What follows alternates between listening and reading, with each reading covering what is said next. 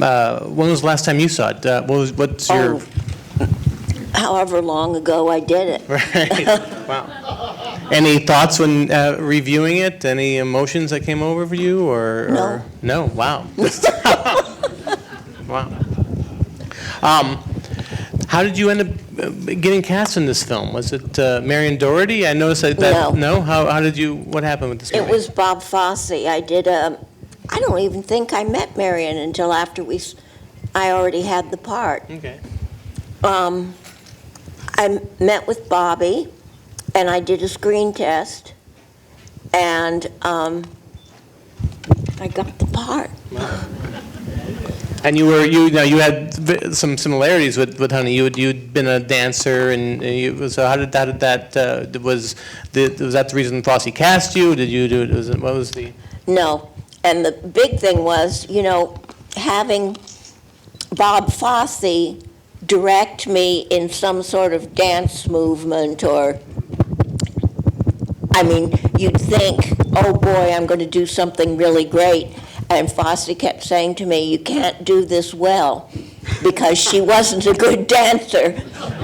So that was really disappointing. I mean, here I was being directed by Bob Fosse, and I had to look bad. Well, that was funny when I watched it tonight. That was the thing going through my mind when I saw you, when you were introduced as on stage there. I was like, is Fosse choreographing this, or is he just letting you do what you usually did? No, he choreographed it. And first he tried to choreograph it off beat, so that I would be, and I kept getting it right every time. So now, you met a lot of the real people involved, didn't you? You met Honey Bruce and Sally Marr. How was that? Sally Marr was quite a character, just like in the movie. And Honey was very sweet and very nice. I met her after we had started shooting. And Kitty, I got along real well with Kitty. She was a sweetheart.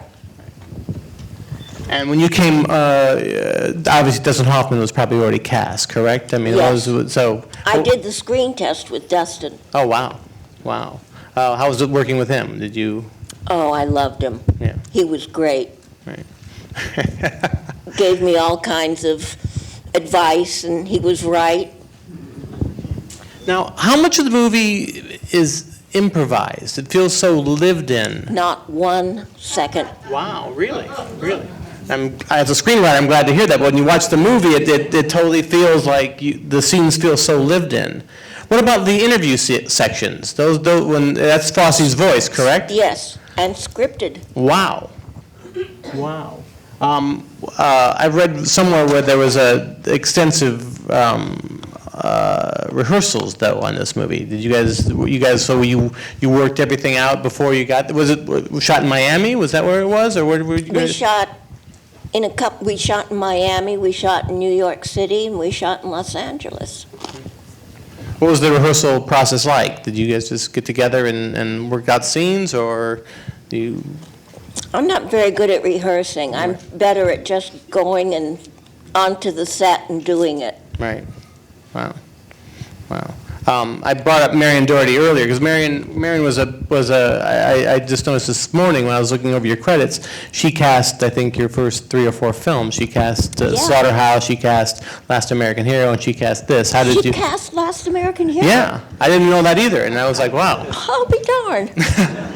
So how did you, because you weren't necessarily an actress, you were a Las Vegas dancer for many, many years, correct? I mean, showgirl, yeah. Yeah. How did you make that transition to becoming an actor? I have no idea.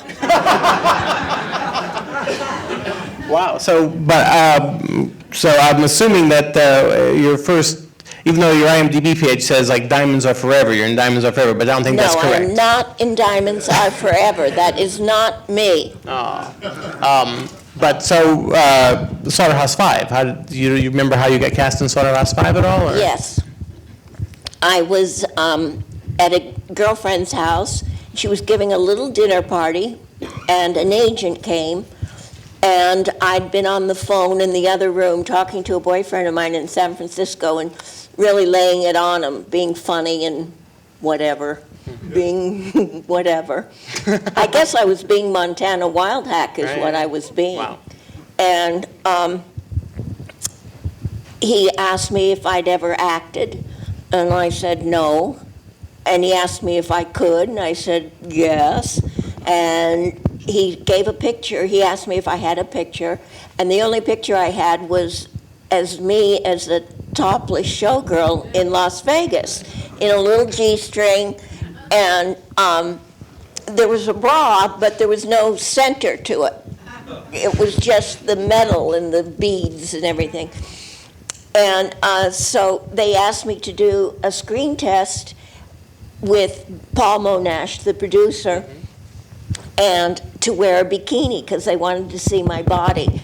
And I'd just come back from the south of France, and the beaches were topless there, so I didn't have a bikini, so I wore my Vegas costume. And George Roy Hill saw the audition and said I was the only one of all the girls he saw that had no idea I had boobies at all. It was just, I was completely oblivious to that being sexy, or I just stood there and did my dialogue. And I wasn't very good. I know Monique James said later that they burned my, I don't believe it, but she said they were going to burn my audition tape. It was that bad. Could have been too bad. You got the part. Well, yeah, I guess. Well, it's funny you talk about your sense of freedom on you know, that is one of the things I think it runs through all your performances. There's a naturalism. You don't maybe it's because you didn't train as an actress. You were, you know, there's an honesty to what you're doing. You're just sort of being, you know, I wouldn't say being yourself because you've done wildly different things, but there's a sense of you're just being honest on screen. I just try to be real. Yeah. I mean, I put myself in that situation, whatever it is, and just be there. I don't know how I do it. I have no idea. I could never teach. Right. And while we're on Slaughterhouse-Five, what was it like working with George Roy Hill? Oh, I loved him. He was great. We had a lot of fun. We laughed a lot. I laughed a lot with Fosse, too, on Lenny. We laughed, playing jokes, lots of jokes. Right. What kind of jokes would you play on? I heard you played pranks on Dustin Hoffman. I read that in the paper the other day. What kind of pranks were they?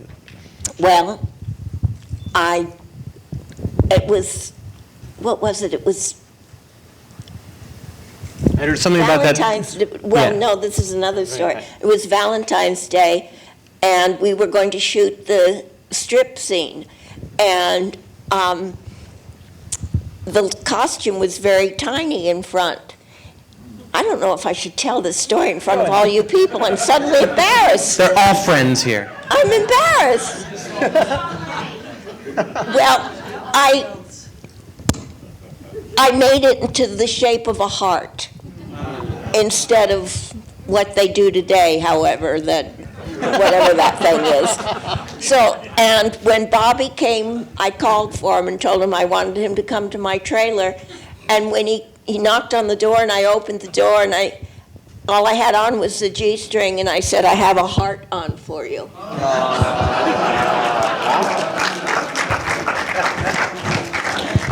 That's the kind of jokes. And then Dustin and I were mooning each other. We each had our own car, and we were mooning each other on Collins Boulevard, Florida. And Bobby came to the set one day and said that somebody, like the sheriff or something, was complaining about us sticking our naked butts out, so we couldn't do that anymore. Just like the film, you guys were being, you know, hassled by the man. And also the story in the paper was that you knew that Dustin was really upset about people confusing. What did you do? Well, it was the cafeteria scene, and I got off the set first, and there were all these people, mostly retired folks, standing around waiting for Dustin. And I knew that Dustin didn't like to be called, they confused him a lot with Bobby De Niro and the other one. Al Pacino. Al Pacino. And So I went out and said to the people waiting to say hello to Dustin, I said, okay, this half of the crowd, I want you to yell, Pacino, Al Pacino, Al Pacino. And this half of the crowd, I want you to yell, Bobby De Niro! Bobby De Niro. Why do I keep forgetting his name? Bobby De Niro. And by God, every one of them did it. When he came out, there were all these screams for De Niro and Bobby, and so Dustin just took his script and threw it down on the ground and said, where the fuck is Valerie?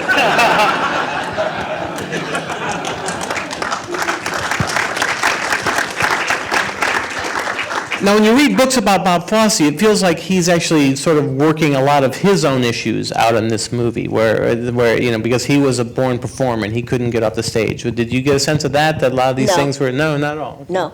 Right. Okay. Was the screenwriter around? Did you? Oh, yeah. Yes, he was a part of the process? Yeah. Right, He was great. right.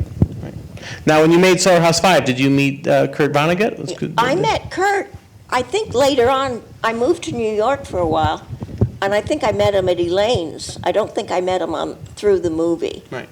Do you know what there's been a lot of movies based on his works, and I think this is actually the only good one. I'm a huge Vonnegut fan, but this is the only film that I actually think holds up to his prose. What do you think of the film? Do you know? I think that he would agree with you. Right. Yeah. Right. I mean, I read Slaughterhouse-Five when I was in college, and I didn't think they could ever make it into a movie.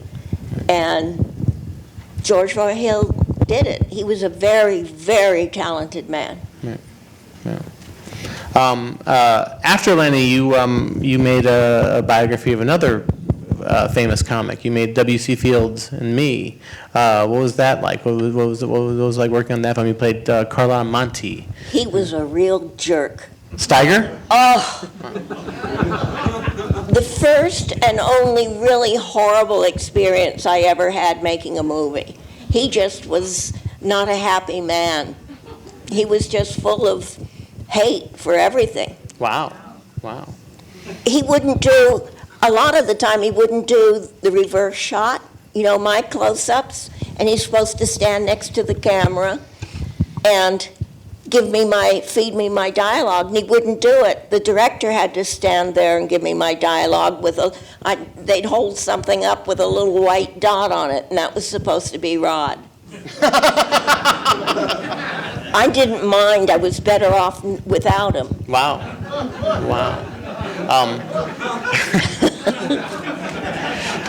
That's hysterical. Did you do much research? Was Carlotta alive then too, or I'm not sure. But did you meet the real Carlotta? No, you don't remember? I don't know. Okay.